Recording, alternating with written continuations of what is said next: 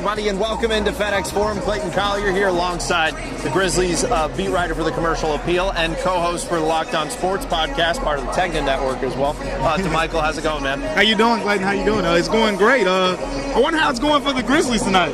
Well, it's a restful night for them, that's for sure, coming off the back-to-back. We'll get to all of that. Grizzlies very short-handed for tonight's game against the Miami Heat, but the big news is off the court by extension for the Grizzlies. The report came out from The Athletic today that Nike has officially cut ties with Kyrie Irving over the recent controversies. You may have heard about that.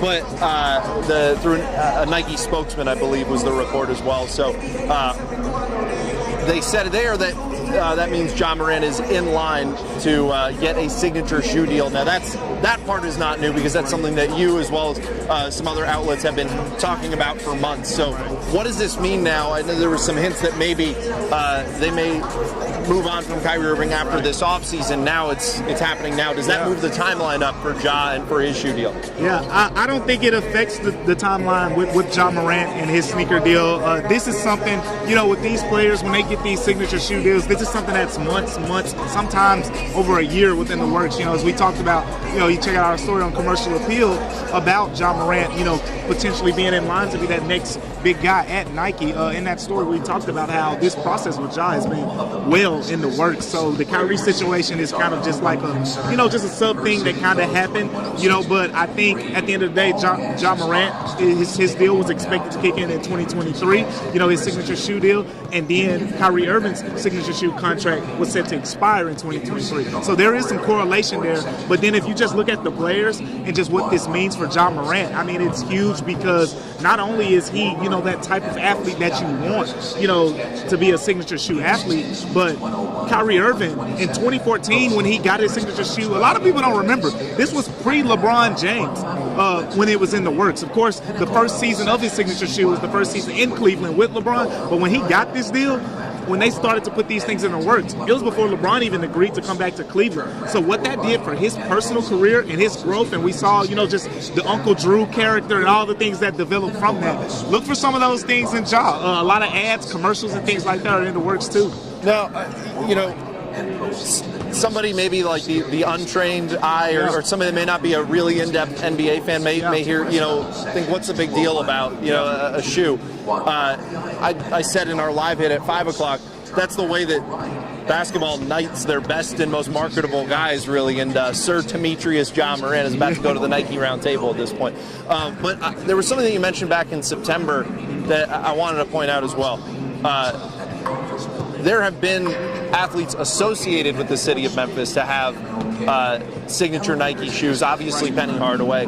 A very brief time, Allen Iverson. As you mentioned, all three of those on the road. So never here at FedEx Forum in Memphis, playing for Memphis, has there been a guy with a signature shoe deal. How impactful is that to have somebody like that? I can't wait to see those lines, at Finish Line, at City Gear, and all those, the shoe stores, to see the little kids, to see the older people, in that same story. I talked to some sneakerheads right around Memphis. This is a very artistic city in terms of the sneakerhead culture, and they were telling me how, man, people have been waiting on this, and this is something that the city wants. This is something that the city needs. Then I talked to some people on a national level who say even beyond Memphis, which is where, he'll be marketed as a success or not, even beyond Memphis, people are excited to see what a Nike Ja 1 it will look like, and what it will do, for him in his career. But yeah, you talked about the importance. It's the marketability.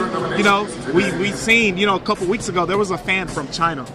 He had a sign. He said, I came to see Ja Morant. And he was questionable for that game, wasn't he? He was questionable for that game. He ended up playing, so thank goodness that fan, took that 17,000-mile trip to see Ja Morant. But overall, it's the marketability that it does for your career. I mean, right now, he's being an exclusive company in Nike signature shoe athletes right now. You have, I think, roughly 19 to 20 signature shoe athletes in the NBA right now, but with Nike, you're talking Giannis Antetokounmpo, LeBron James, Paul George. I mean, this is This is some exclusive company. Kevin Durant, of course, as well. This puts him in some great company among the best in the NBA. All right, let's talk about the game. A lot of Grizzlies not playing because they won in Detroit yesterday, second game of a back-to-back. So Jaren Jackson Jr. out, John Conchar out, John Morant out, Jake LaRavia out. He actually has something that has been keeping him out, so that's a continuation there. Yeah. But let's start with the positive. Zaire Williams, doubtful, upgraded. We may be seeing him soon. He was teasing about that on Twitter as well. Just how important is that to get him back? This bench has been suffering a little bit without him. Granted, a lot of that bench has had to be, getting some starters minutes with all the injuries going on. Right, it's a lot of reconfiguration going on, right to the point. The Grizzlies have among players who have missed games and minutes this season, the second most missed minutes of any team in the NBA among roster players. Only the Orlando Magic have more, specifically into Zaire Williams. It's huge. A lot of people, we look at the ups and downs of his rookie season. You know what a lot of people don't remember about his rookie season? Zaire Williams had the second highest two-point field goal percentage on his team. Of course, Brandon Clark was the highest, but we're talking about higher than Xavier Tillman, higher than Steven Adams, higher than John Morant, higher than, anyone else on this team. Zaire Williams had the second best two-point percentage. That's because he's a great mid-range shooter. He caught a lot of alley-oops, last season. He ran the floor really well. You get all of those things when you get Zaire Williams back. And at the end of the day, he's a guy who's going to make the scoring chances easier for the Grizzlies' second unit, which is something that hasn't come easy for them so far. No, and I talked about it yesterday at 901 Sports XL. Last year, part of what helped them win 56 games is that the Grizzlies were 6th in the NBA in bench points. Yeah. This year, because of those injuries and also because of missing a lot of those key bench guys, as well as getting younger out of the draft on that bench, they're now down to 17th in the NBA in bench points. And so once you get that depth, once you can expand that bench again, that's going to do wonders for them to get Zaire Williams back. That's crazy about the two-point percentage, because when you think of Zaire Williams, first thing you think of is that three-point shooter off the bench, especially down the stretch that he was able to do.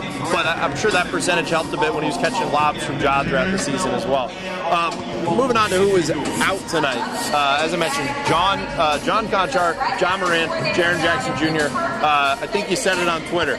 Over under 25 shots, 25 and a half shots for Dillon Brooks tonight. Ultimate green light for this guy? Ultimate green light. I'm talking about a green light is that'll beam bigger than the Green Lantern's green light. This is the green light of green lights we're going to see tonight. I said 25 and a half because you don't know how many minutes he's going to play tonight. Granted, this is the most talented Grizzlies lineup we're going to see. We don't know how they're going to fare against what's a talented Miami Heat team. You have 7 total inactive players, tonight on this Grizzlies team. And these are all players pretty much who are very impactful. But with Dillon Brooks, he's going to get a lot of shots. He's going to get a lot of opportunities to score. And he's going to get a lot of opportunities to create for other guys. I'm excited to see, what he does with that. We saw the last time he had a similar game like this where the backcourt was pretty much, him, I think John Conchar played, and Dillon Brooks. He took 30 shots in that game. So we'll see, what he does tonight.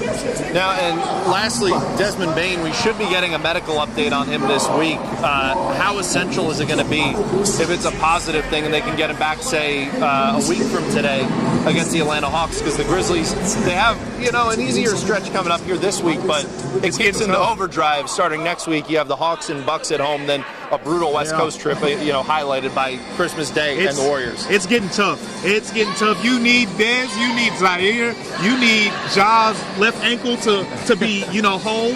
You need it all on this upcoming stretch. You mentioned, the Atlanta Hawks have been one of the more impressive teams, with that backcourt that they have now. And then the Bucks, of course, their championship, pedigree there as well. And then when you go on that road trip that you mentioned, the Suns, the Nuggets, 2 of the top teams so far in the West Conference. And then, the other team, Golden State Warriors, team that won the NBA championship last season, no sweat. So really tough stretches coming up. That's why you need Desmond Bane. You know what? We haven't seen the projected starting lineup one time. We have not seen the projected. We have not seen John Morant, Desmond Bane, Dillon Brooks, Jaren Jackson Jr., and Steven Adams in the same lineup this season so far. People want to see that. People are excited to see what that looks like because for the most part, John Morant looks improved. improved. Desmond Bain looks improved. Jaren Jackson Jr. looks greatly improved. Steven Adams is having one of the best offensive rebounding seasons in NBA history so far in terms of offensive rebound percentage. And then Dylan Brooks, I think he looks better. Some people, they're iffy on that. He's always going to be a polarizing figure in every facet. A polarizing figure at the end of the day. But Desmond Bain's improvement, to get back to full health is huge for this team. I think he's closer, and you mentioned it. We'll get that update later in the week. Absolutely, and on top of that, last year you only saw 11 starts out of that starting lineup, and they won 56 games, tied a franchise record as well. Michael, thank you so much for taking some time. Tip-off's coming at 7 o'clock. Heat are 4.5-point favorites here. I think that's the most that the Grizzlies have been an underdog. Granted, all the rest that is happening, that's why. So we'll catch up with you at 10 o'clock on ABC 24. Thanks for watching. I'm going to go with my usual score more points. What you get? Make those 3-point shots.